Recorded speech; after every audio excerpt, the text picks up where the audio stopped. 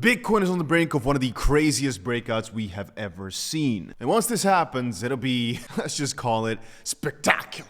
And I guess it also makes sense for Bitcoin to have a interesting, or I'd say a heavier reaction right now that the Bitcoin dominance is breaking down. Because from a lot of perspectives, right, it makes sense for Ethereum and a couple of big altcoins to take over here as the ETF is in hot news and is just quite far into the bull market where usually Bitcoin doesn't perform the best. However, that does not mean that Bitcoin can't have a crazy exponential breakout, either as a reaction right here to not let the dominance fall too much, or where it basically does go for a massive breakout, getting to those crazy heights, but altcoins still actually outperform, which would in turn still means that the Bitcoin dominance goes down, but the price at the same time is going up. And I don't think I have to point out to you guys just how bullish this weekly chart for Bitcoin looks and how our expectation is coming to light quite nicely, by the way. I think this is from a trading video not too long ago, a few days back. And again, from every angle, regardless of how much we go down, the upside is just so logical here, with the worst case being a move to 66 in the short term, it seems, back to this previous top here, before almost inevitably having that breakout. But I have to add, just looking at this from a February up to now perspective, it's been a trading range throughout all this time. And realistically, the moment that a move makes or gets made either above this 71K, but let's just to be very secure, this 74K mark is probably going to be a big one. The reason I am more skeptical with the upside though is because when you're in price discovery, sometimes, since at every single point people are at the highest amount of profit or at the highest price it's ever seen, you can have pretty small moves where it's like up and up and up with some pretty big shocks in the middle every single time.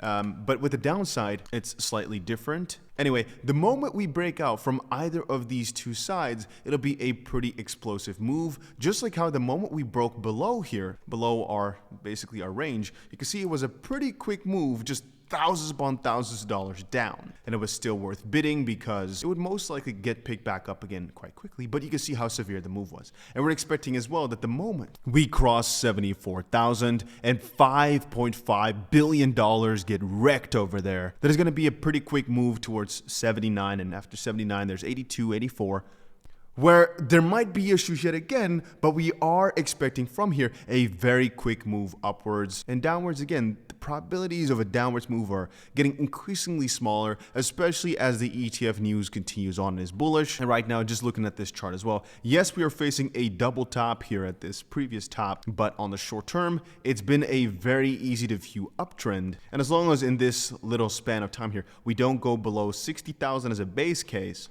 nothing changes about that, and the next few weeks just seem to be upward. Even if we extrapolate, we zoom out and look at this more in the negative case, I think it's only once we start really moving below these levels right here that things can even be seen or considered as scary if we have multiple closes below those levels. Because realistically speaking, since we've been trading in this range for so long, it really wouldn't hurt or surprise me if we fell down for Bitcoin and the dominance actually decreases, but then altcoins start to flourish. I mean, back in 2017, and I believe back in 2021 as well, we had very long periods of Bitcoin's downfall.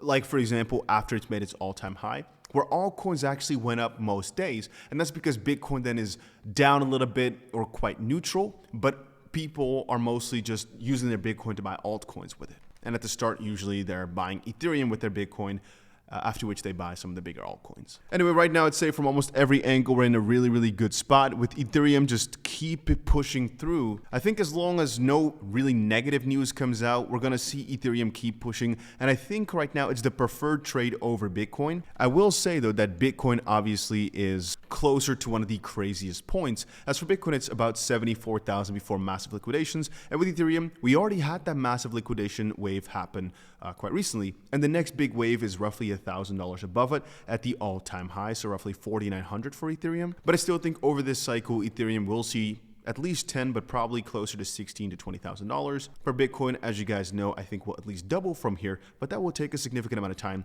Ethereum could have a pretty quick move to $6,000 within a few weeks, so it's my preferred coin of choice as of this point. And that all stems on us not getting any negative SEC or any negative ETF related news, because if we do, it'll probably be a pretty good breakdown.